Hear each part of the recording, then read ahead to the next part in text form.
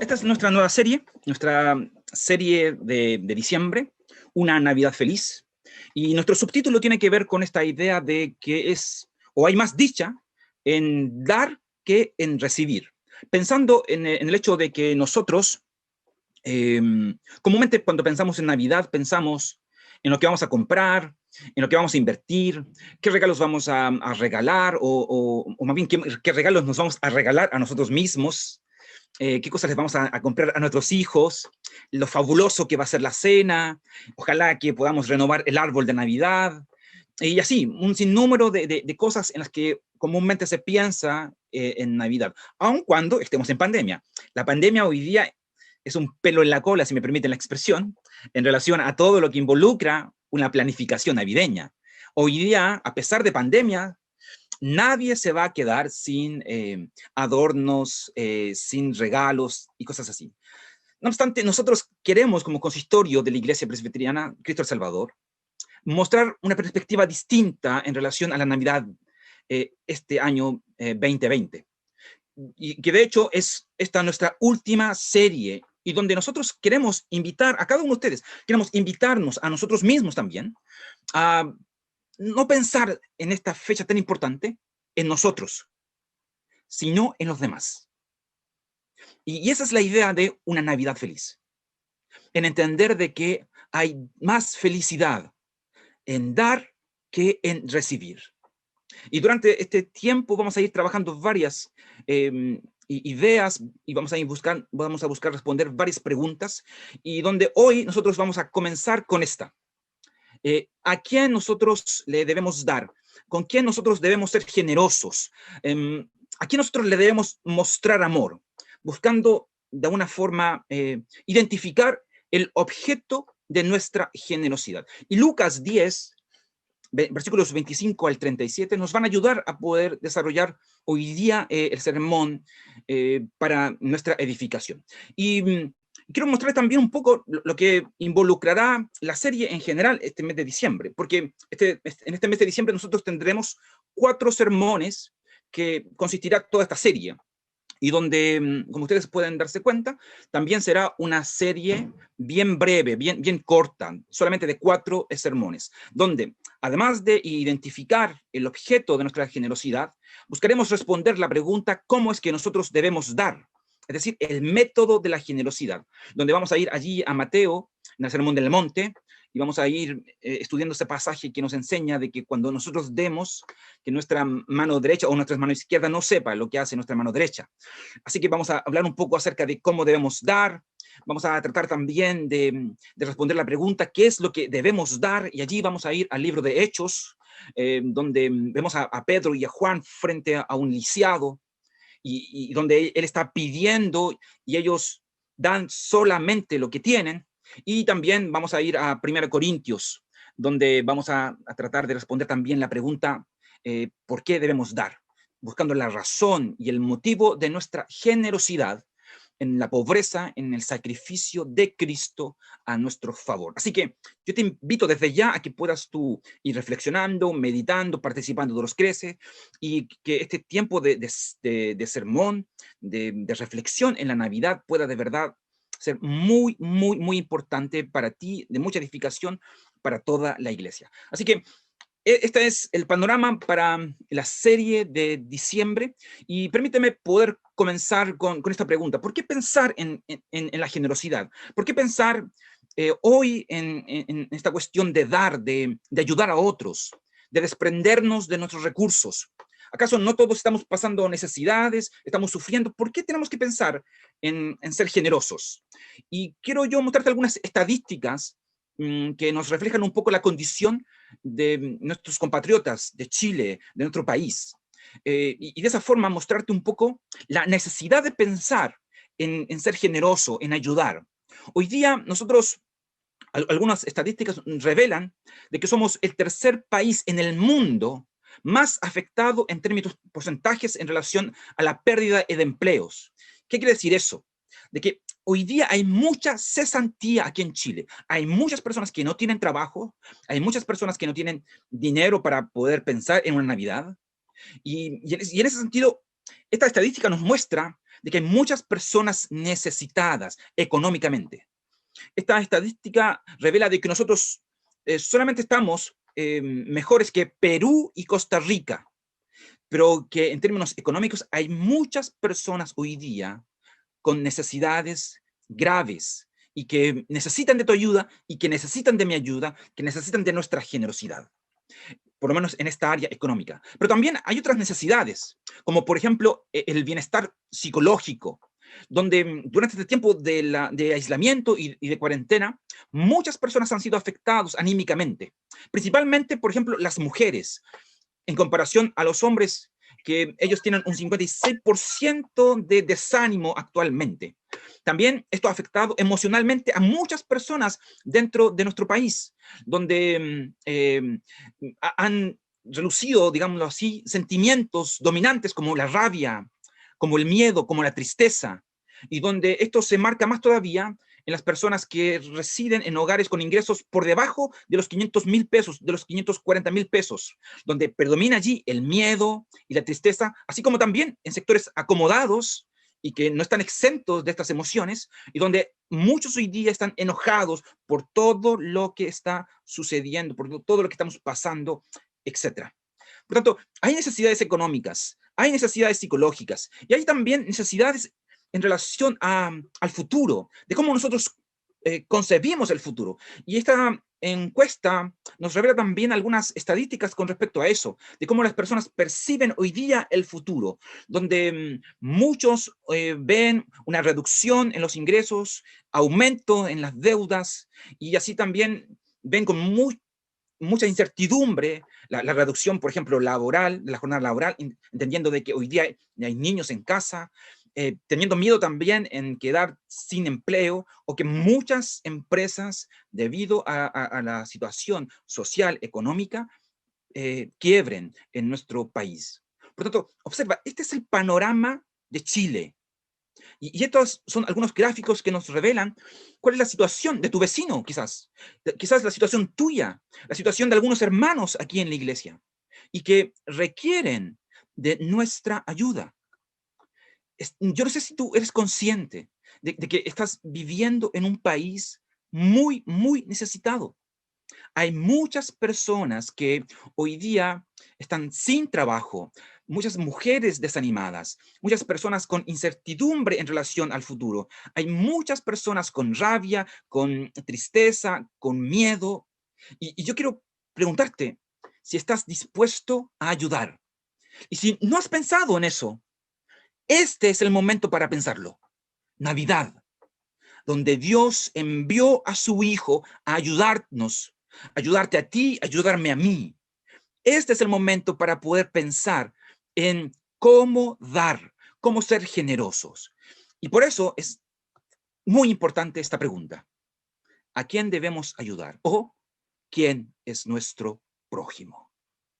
Y por esa razón es que hoy queremos concentrarnos aquí, en Lucas capítulo 10, versículo 25 al 30. Y yo te pido, por favor, que no cierres tu Biblia, sino que puedas tú ir conmigo a través de este texto y observar algunas enseñanzas que quiero mostrarte, algunas verdades que debemos recordar o aprender para poder vivir una Navidad feliz este año 2020, aun cuando tal vez carezcamos de muchas cosas, aun cuando no tengamos muchas cosas, aun cuando no puedas renovar tu árbol de Navidad, aun cuando no puedas comprar regalos muy grandes, muy hermosos, aun cuando no puedas tal vez pensar en que esta Navidad va a ser una bonita Navidad. No, yo quiero enseñarte a la luz de las Escrituras de que esta Navidad puede ser la Navidad más feliz de tu vida, si estás dispuesto a ayudar, si estás dispuesto a dar.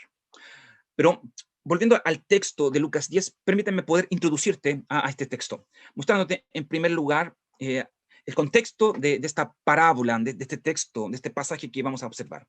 En relación a su contexto remoto, el contexto remoto de la parábola, nosotros podemos ubicarnos en Lucas, entendiendo de que Jesús va camino a Jerusalén. Jesús va mirando la cruz. Él va camino a cumplir con su misión. Y durante los pasajes, capítulo 9, versículo 51, donde él anuncia de que él se dirige a Jerusalén, hasta el capítulo 11, versículo 13, la gran enseñanza que él va a desarrollar es en relación a los discípulos. Es decir, es enseñanza para ti y es una enseñanza para mí. Y hay varias cosas que él va a comentar, dentro de las cuales está esta parábola del buen samaritano, esta parábola de amar a Dios, esta verdad de amar a tu prójimo. Por tanto, eso es lo primero que podemos ver nosotros en lo macro. Ahora, con respecto a su contexto próximo de la parábola, Jesús está aquí en este capítulo 10, versículo 25 al 37.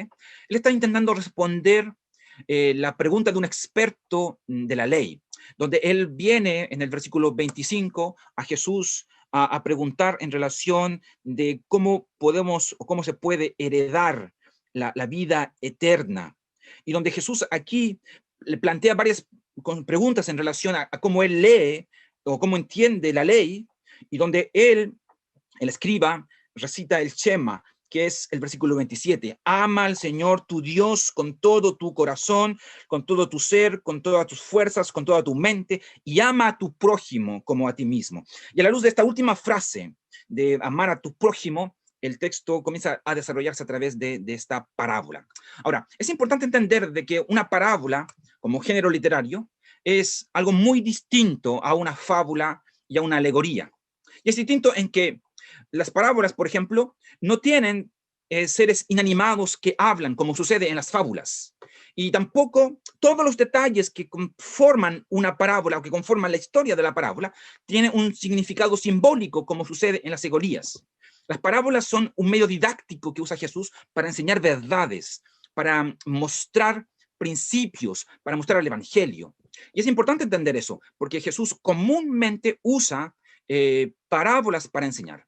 Ahora, en el tiempo judío, en las historias judías, lo común en toda historia era usar un principio que se llamaba la regla de tres, donde en estas historias que los judíos comúnmente contaban, involucraban siempre dos clérigos y había un laico judío, donde el tercero era el bueno y los dos clérigos eran malos. Y aquí Jesús, al contar la historia que ustedes acaban de leer, él sorprende a toda su audiencia, porque en lugar de hablarnos de un judío laico como el héroe, él nos pone en la parábola a un samaritano, a alguien que los judíos habían aprendido a odiar y a aborrecer, y que no se les podía meter en la cabeza de que Jesús usara a un samaritano como héroe de esta historia.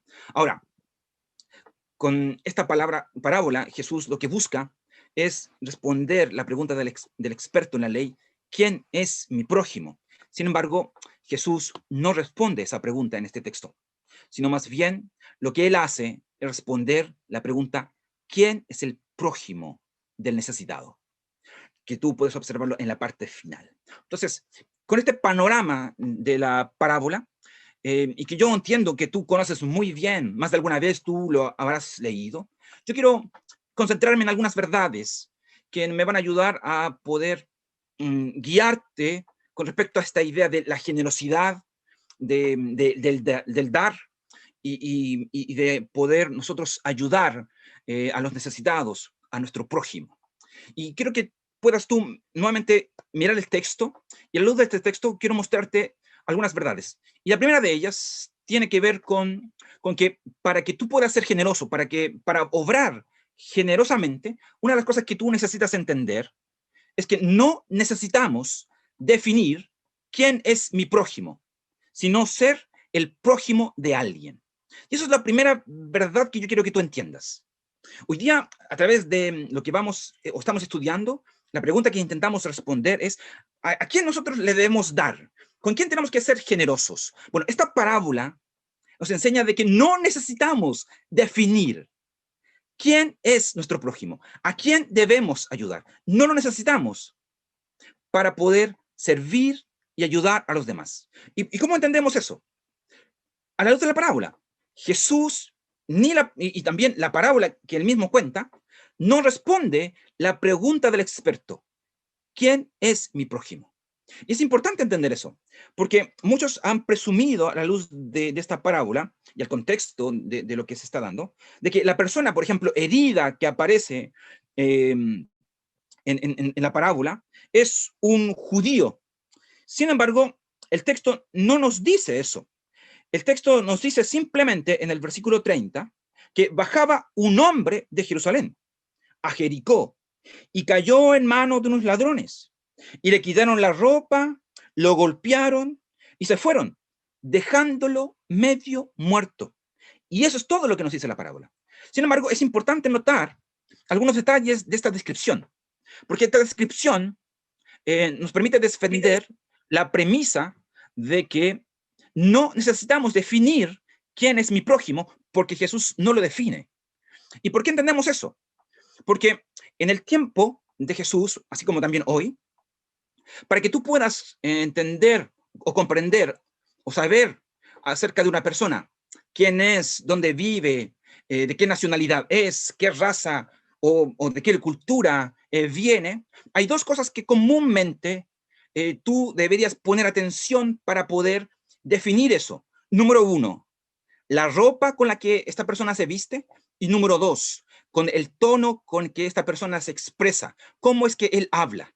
Sin embargo, el texto nos dice de que cuando esta persona fue asaltada por estos ladrones, esta persona fue o se le arrebató su ropa y también estaba medio muerto, lo cual significa de que cuando el sacerdote, el levita y el samaritano se acercaron a él, no lograron ni podían identificar qué clase de persona es, de qué cultura, qué nacionalidad, si era judío, gentil, samaritano, etc. No podían saberlo.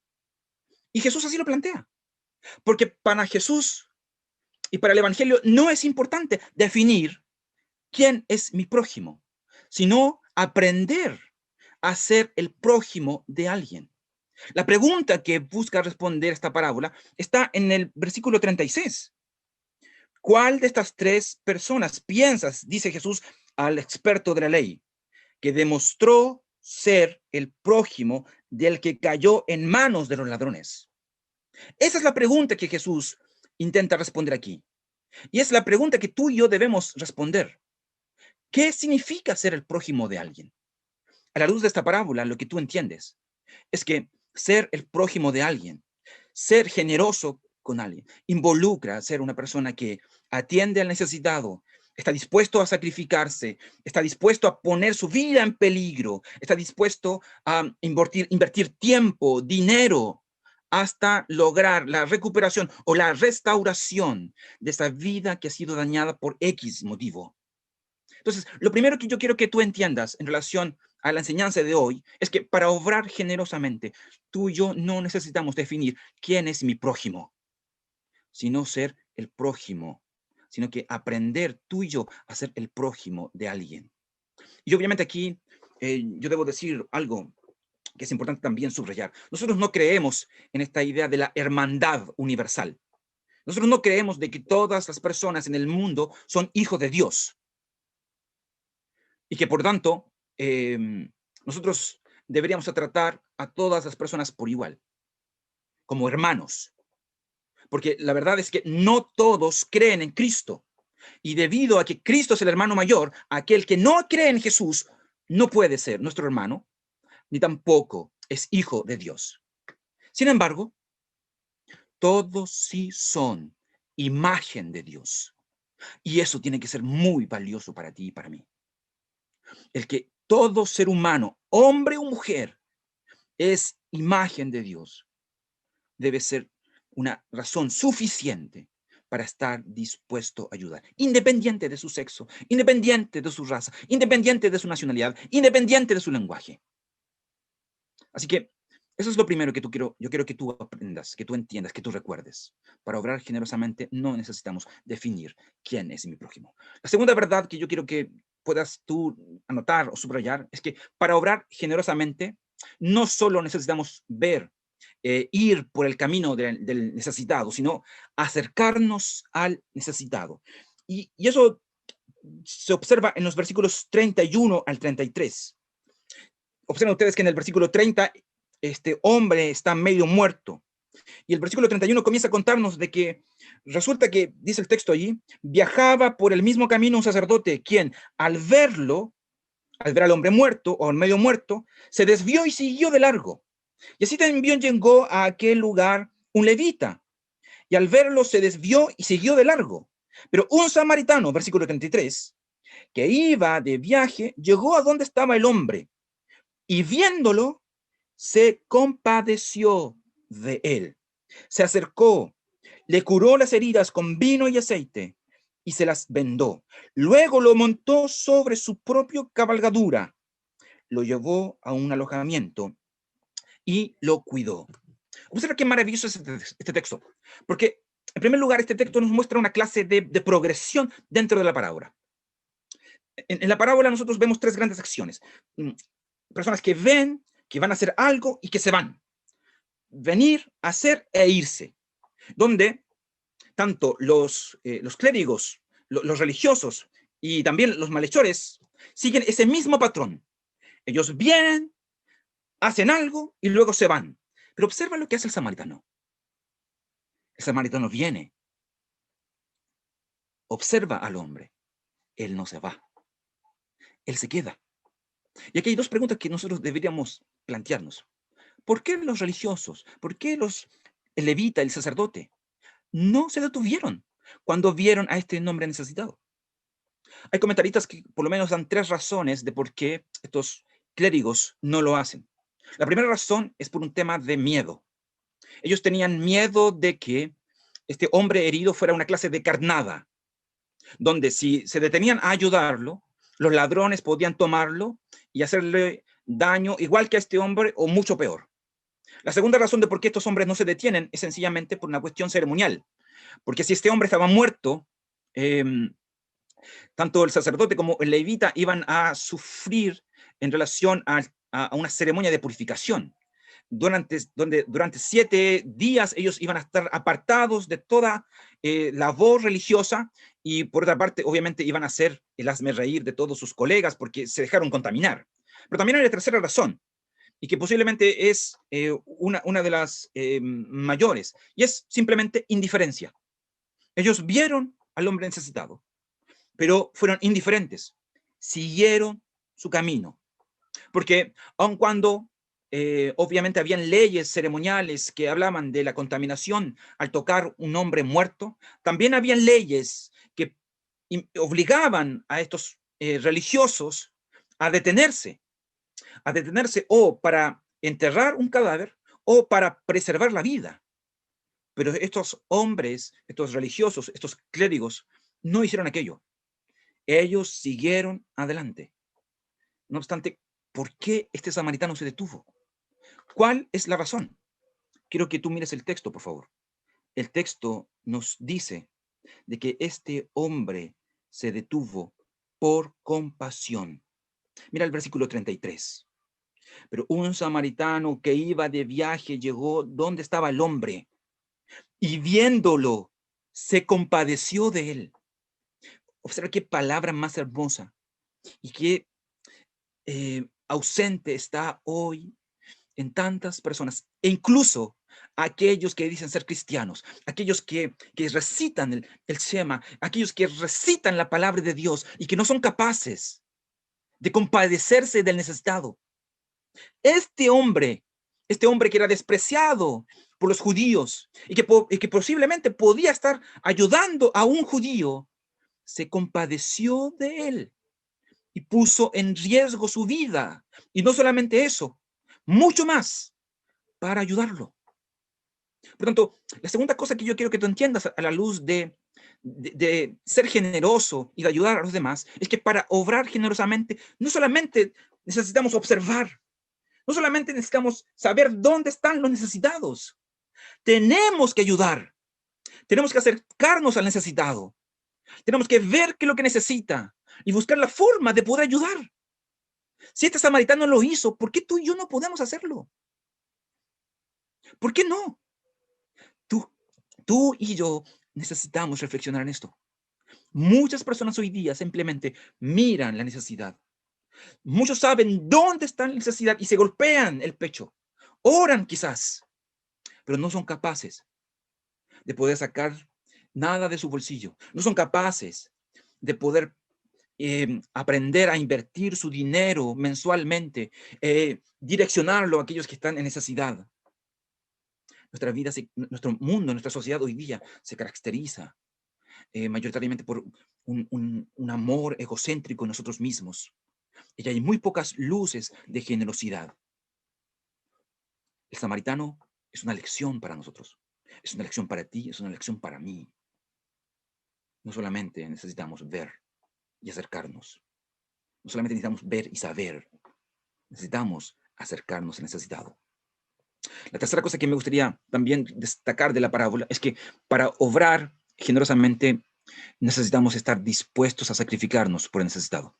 Y yo quiero nuevamente que tú mires versículos 34 y 35 y veas qué es lo que estuvo dispuesto a hacer este samaritano por esta persona herida. El versículo 34 dice que se acercó, le curó las heridas con vino y aceite, se las vendó, luego lo montó sobre su propia cabalgadura, lo llevó a un alojamiento y lo cuidó.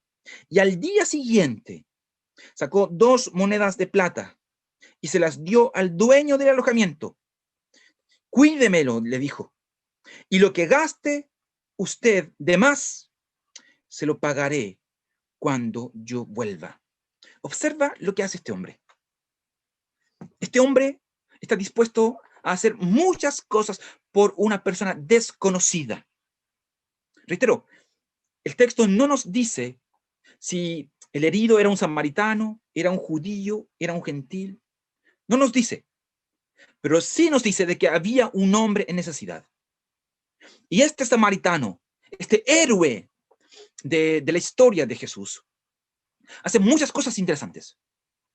Él es capaz de sacrificar tiempo. Observa de que este hombre, este samaritano, se detiene, se acerca al herido y pareciera que él está todo el día y toda la noche con él, cuidándolo, ayudándolo, porque el versículo 35 nos dice que al día siguiente, él habló con aquel que iba a cuidar y le dio 2 monedas de plata o de oro para que él pudiera cubrir todos sus gastos. Pero él estuvo dispuesto a parar su agenda, a detener todos sus planes y quedarse con este hombre necesitado. Y además de eso, no solamente estuvo dispuesto a cambiar su agenda y todos sus compromisos que tenía, sino que además de eso estuvo dispuesto a invertir dinero, de pagar todas aquellas cosas que este hombre necesitara hasta que se recuperara, con el fin de poder ayudarlo. Obviamente, esto también involucró de que al momento de ayudarlo, él también estuviera dispuesto a poner en riesgo su propia vida. Porque si el sacerdote y el levita tuvieron miedo de ayudarlo a causa de los ladrones, ¿cuánto más este samaritano? Que al parecer también tenía muchas posesiones, sin embargo, a él no le importó exponerse. Él estuvo dispuesto a sacrificarse para ayudar al necesitado. Y lo que yo quiero preguntarte son estas 3 preguntas muy relacionadas con el obrar del samaritano. Si tú estás dispuesto a sacrificar también tu seguridad por el que está en necesidad. Es verdad, hoy día estamos en pandemia, hoy día estamos en cuarentena, tenemos muchos problemas en comunicarnos. Y muy bien decía nuestro hermano Ricardo, que hoy necesitamos reinventarnos. Pero en muchas ocasiones, lamentablemente, no vamos a poder ayudar y sentirnos seguros al mismo tiempo. Y por eso es importante preguntarnos, a la luz de este ejemplo, de este samaritano, ¿estás tú también dispuesto a sacrificar tu seguridad por ayudar a aquellos que están en necesidad? O también, ¿estás también tú dispuesto a sacrificar tu tiempo importante, tus ocupaciones, tus miles de cosas por hacer, por ayudar a aquellos que necesitan un oído, que necesitan una llamada, que necesitan una visita, que necesitan algún aporte, y que donde tú necesitas invertir tiempo en ellas, necesitas anotarlas en una agenda, poner planificar y destinar no solamente recursos, sino tiempo. Tiempo para escuchar, tiempo para llamar, tiempo para hablar, tiempo para visitar. Este samaritano hace eso. Pero también, no sé si estás dispuesto hoy día a sacrificar una parte de tu cena navideña para ayudar a aquellos que no tienen cena navideña. No sé si estás dispuesto hoy día a sacar un recorte de tu sueldo para aquellos que no tienen sueldo. No sé si estás dispuesto a ahorrar dinero para aquellos que no pueden ahorrar dinero. Este hombre samaritano lo hace. Y tú y yo necesitamos entender que para obrar generosamente necesitamos estar dispuestos a sacrificarnos por el necesitado. Pero también, y último, para obrar generosamente, tú también necesitas reconocer que no eres generoso, que no somos generosos, que no podemos hacer esto y vivir como le dice Jesús al escriba, al experto en la ley, que tú y yo necesitamos ayuda. Tú y yo no somos generosos. No somos personas que estamos pensando en los demás. No somos personas que podemos obedecer la ley y que podemos amar a Dios con todo nuestro corazón, con toda nuestra mente, con toda nuestra alma y amar a nuestro prójimo como a nosotros mismos. Nosotros no creemos, no pensamos que nuestro prójimo, que las personas que están a nuestro alrededor tienen el mismo valor que nosotros. Porque si pensáramos en eso, si nosotros creyéramos en eso, entonces todos los lujos que nos damos también estaríamos dispuestos a dárselo a los demás. Nosotros no somos personas que podemos obedecer la ley. Pero ¿por qué Jesús entonces llama al escriba a obedecer la ley? Yo creo que es una pregunta importante, que le da un poco de sentido a todo esto y que nos muestra obviamente también nuestra incapacidad. ¿Por qué? Porque el propósito de la ley es eso. Tiene como fin mostrar tu necesidad. Tiene como fin mostrar nuestra incapacidad. Tú y yo no podemos. Tú y yo no damos el ancho. Pero también es interesante reflexionar un poco en por qué el experto, y nosotros en muchas ocasiones, no pedimos o no pidió en esta ocasión, en este texto, ayuda a Jesús. Y reconoció, diciendo, Jesús, mira, la verdad es que yo no soy capaz de amar a Dios y tampoco soy capaz de amar al prójimo. ¿Por qué no lo hacemos? Si somos conscientes de nuestra incapacidad. Posiblemente es porque somos orgullosos. Posiblemente es porque no queremos reconocer nuestras faltas y porque no vemos nuestra necesidad de Jesús. Para poder ser generosos, tú y yo necesitamos reconocer nuestra necesidad de Jesús.